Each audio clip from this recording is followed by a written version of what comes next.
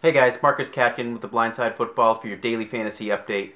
I forgot on yesterday's update to preview Thursday tonight's game, the Jets at the Patriots.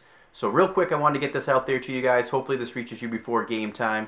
But first up, I want to talk about the Patriots running back situation.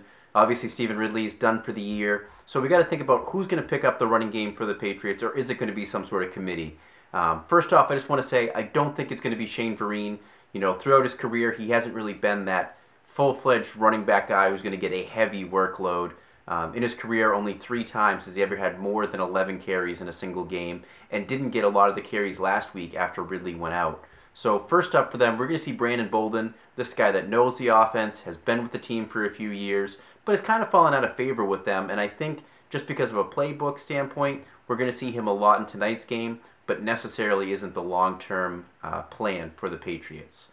Next up, we got James White, their 4th-round pick. He looked okay in the preseason, and I think may actually be the guy that sees a majority of the work moving forward past this week, not necessarily in this game. But another guy that you really want to start paying attention to is Jonas Gray.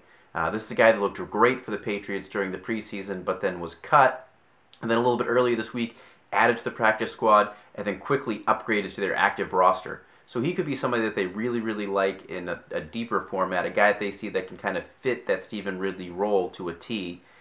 Me personally, like I said, I think it's going to be James White. Brandon Bolden doesn't seem to be their guy. Next up, I just want to say Rob Gronkowski is going to be a great play tonight. The Jets have been allowing a lot of touchdowns to opposing tight ends this year, and I don't see that stopping tonight with Rob Gronkowski.